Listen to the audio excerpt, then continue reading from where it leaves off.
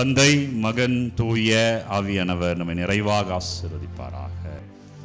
எனவே இந்த 800 ஆலயம் என்பது என்ன புகழ்னா, இந்த இடத்துக்குரிய புகழ்னா, நமது தமிழ்நாட்டிலேயே, சென்னை மயில உயர் மறை மாவட்டத்திலேயே, தமிழ்நாட்டிலேயே சூசையப்பருக்கு என்று அர்ப்பணிக்கப்பட்ட முதல் ஆலயம், முதல் சூசையப்பர் ஆலயம் என்றால் அது 800 ஆலயம் தான். இந்த யோசேப்பு நமக்காய் ஜெபிப்பார். இறைவார்த்தையை பாருங்க, திருப்பாடல் 31:3. என் கற்பாரையும் கோட்டையும் அவரே. நம்மளுடைய கற்பாரை, கோட்டை அவர் தான். என் கோட்டைக்கு வந்து பாடுறான், சினிமா டைலாக்லாம் சொல்லுவாங்க இல்லையா? நம்மளுடைய கோட்டை அவர் தான். நம்மளுடைய பாதுகாப்பு, நம்மளுடைய புகழ், நம்மளுடைய பெருமை, நமக்கு எல்லாமும் அவர் தான். நம்மை பாதுகாப்பவர் அவர் தான். அரண் சூழ் மத்தியில நமக்கு அரணாய் நிற்பவர் அவர் தான். நம்மை விடுவிப்பவர் அவர் தான். எனவே நீ என் புகழ், என் கற்பாரையும் கோட்டையும் நீரே, உன் பெயரின் பொருட்டு எனக்கு வழிகாட்டி என்னை நடத்தி அருளும். ஆண்டவரே, உங்க பெயரை நான் கோயிலுக்கு வரேன். ஆண்டவரே, உங்க பெயரை நான் இந்த ஆராதனையை நான் தினந்தோறும் ஜெபிக்கிறேன். உங்கள் பெயரிலே ஆராதிக்கிறேன். உங்கள் பெயரிலே நான் துதிக்கிறேன்.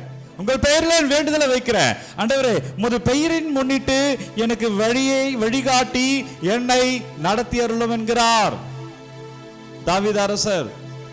ஆண்டவர் பெயரின் பொருட்டு, இன்றைக்கு திருவிழா, ஆண்டவரின் பெயரின் பொருட்டு அவர் நடத்துவார். ஜெபிப்போம். நன்றி அப்பா இயேசுவே, நன்றி அப்பா, அம்மை துதிக்கிறோம்.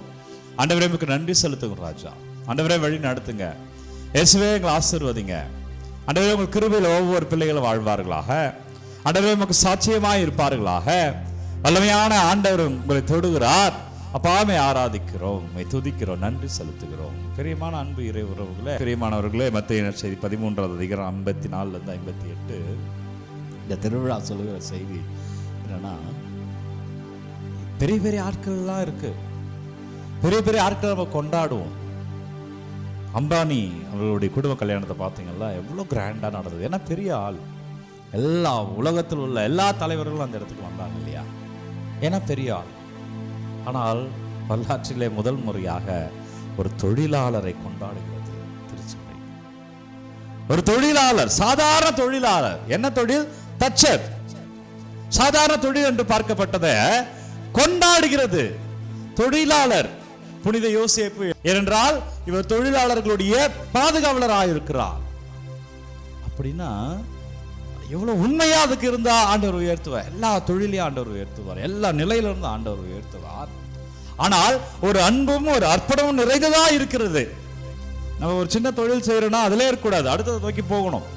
இன்னைக்கு இந்த தொழில் செய்யறோம், நாளைக்கு வேற தொழில் செய்யணும், இதை விட பெட்டரா போகணும். ஆனால் அது எப்படி வரும்னா, அதுக்கு முன்மாதிரியா யோசிப்பு இருக்கிறார். செய்யும் தொழில் தெய்வம், அதை பத்தி பேசல.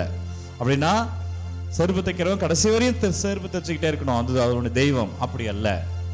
அதை அர்ப்பணத்தோடு செய்கிற பொழுது செருப்பு தைப்பவன் நாளைக்கு நாட்டையும் ஆளலாம். செருப்பு தைப்பவன் அவனுடைய மகன் நாளைக்கு ஒரு டாக்டராக மாறலாம். செருப்பு தைப்பவன் அடுத்தது அவன் ஒரு செருப்பு கடை வைக்கலாம். அடுத்தது செருப்புகளை தயாரிக்கிற ஒரு பெரிய தொழிலகத்தை உண்டாக்கலாம். அந்த தொழிலகத்தை மாற்றி வேறொரு பெரிய தொழிலுக்கு போகலாம். எப்படி? உண்மையா இருக்கணும். யோசேப்பு தன் பணியிலே உண்மையா இருந்ததால் ஆண்டவர் அவர் தொழிலாளர்களுடைய பாதுகாவலராக மாற்றுகிறார். நீங்க செய்யற வேலையில உண்மையா இருக்கு, அதுதான் அடுத்த வேலையை உங்களுக்கு கொடுக்கும். அதுதான் உங்களுக்கு அடுத்த நிலையை கொடுக்கும். நீங்க அதே வேலையில இருக்கணும், அதையே தெய்வமா பார்க்கணும். இல்லவே இல்லை. ஆனால் அந்த நிலையிலிருந்து அடுத்த நிலைக்கு போகணும். அதுக்கு நான் செய்யறதுல உண்மையா இருக்கணும், நான் செய்யறதுல நேர்மையா இருக்கணும். அந்த தொழில உண்மையாகவும் நேர்மையாகவும் இருந்ததால் ஒரு தொழிலாளர் என்று உலகம் கொண்டாடுகிறது. அதுக்கு உதாரணம் தான் புனித யோசேப்பு. எவ்வளவு கனவோடு இருந்திருப்பார் பாருங்க. அது ஒரு ஆண் மகனுக்கு இருக்கிற கனவு தானே. எனக்குன்னு ஒரு மனைவி, எனக்குன்னு ஒரு பிள்ளைகள், அந்த பிள்ளைகளோடு நான் இப்படி இருக்கணும். ஆனா அது எதுவுமே அவருக்கு ஒரு சரியா வரல. அவர் ஆண்டவர் என்ன சொன்னார்? மரியாதை ஏற்றுக்கொள்ளணும், மரியாதை ஏற்றுக்கொண்டார். இதுதான் உன்னுடைய பிள்ளை, இந்த பிள்ளைக்கு நீ வளர்ப்பு தந்தையா இருக்கணும். அவர் வளர்ப்பு தந்தையா இருந்தார். ஆனால் அதற்கு உண்மையாக இருந்தார். அந்த ஏற்றுக்கொள்கிற அந்த பண்பு பாருங்க, அந்த தொழில் அதை ஏற்றுக்கொள்ள பண்பு. உங்க தொழில் ஆசீர்வாதம் மாறிடுங்க, உங்க பிசினஸ் ஆசீர்வாதம் மாறும். இதை காட்டிலும் மேலே, நீங்க நினைப்பதை விட மேலே அவர் தருவார். இதை விட அதிகமாக அவர் உங்களை ஆசீர்வதிக்கிறார். அதுக்கு அதுல உண்மையும் அதை ஏற்றுக்கொள்ளுதலும் அந்த அர்ப்பணமும் அதில் இருக்கணும். இப்படி யோசேப்பு அதுதான். அப்படின்னா எல்லா நேரங்களிலும் ஆசீர்வாதம் இருக்குமா? சில நேரம் ஆசீர்வாதம் தெரியாது, இல்லாத போல இருக்கும். அப்ப விழுந்தாலும், எனக்கு ஆண்டவர் கொடுத்தாலும், நான் ஆண்டவர் எனக்கு கொடுக்கலனாலும் நான் அவரை துதித்து கொண்டே இருப்பேன், யோபு போல. சில நேரங்கள் வெறுமைகள் இருக்குங்க, பிசினஸ் சரியா போகாது, இருந்தாலும் கோயிலுக்கு போய் நிறுத்தாத. அதான் புனித யோசேப்பு. அவர் நினைச்சது நடக்கல, ஆனால் அவர் கடவுளின் சித்தத்தை பின்பற்றுவதில் தவறாமல் இருந்தார் என்றால், பிரியமான பிள்ளைகளே, உங்கள் நிலையில நீங்கள் உறுதியா இருங்க. ஏன்னா அவர் கொடுத்தாலும் எனக்கு கொடுக்கலனாலும் நான் அவரை விட்டு விலக மாட்டேன். நான் அவரை அப்படி இறுக பிடித்துக் கொள்வேன். நான் அவரோடு தான் இருப்பேன். அவரிடமிருந்து என்னை எவராலும் பிரிக்க முடியாது என்ற ஒரு சித்தாந்தம் தான் இன்றைக்கு ஒரு தொழிலாளரை இன்றைக்கு உலகம் கொண்டாடுகிறது. ஆண்டவர் அப்படி உயர்த்தி இருக்கிறார் என்றால் காரணம் உண்மை, நேர்மை, நீதியோடு இருந்தது. உண்மையாகவும் நேர்மையாகவும் நீதியாகவும் இருங்கள். அதை விசுவாசத்தில் இருங்கள். உங்கள் பிஸ்னஸ் எல்லாம் இன்னைக்கு இந்த ஆராதனை வச்சு ஜெபிங்க. நீங்கள் என்ன வேலை செய்கிறீங்களோ உங்கள் வேலையை வைங்க. உங்கள் குடும்பத்துக்கு என்ன வாழ்வாதாரம், அந்த வாழ்வாதாரத்தில் வைங்க. ஆண்டவர் ஆசீர்வதிப்பார். அப்பா நன்றி. பிள்ளைகள் ஒவ்வொரு தொழிலையும் ஒப்பு கொடுக்கிறேன்.